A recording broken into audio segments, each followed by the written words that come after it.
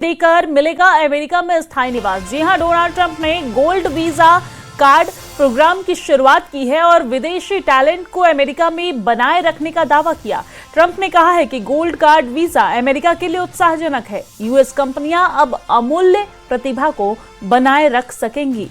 तो ट्रंप की तरफ से ये बड़ी बात कही गई है, बड़ा फैसला लिया गया है, जहां पर ये पोस्ट करते हुए जानकारी साझा की गई है।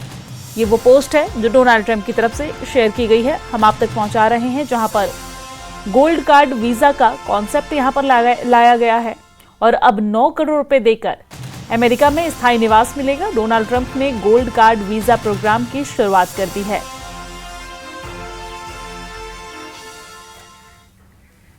और इस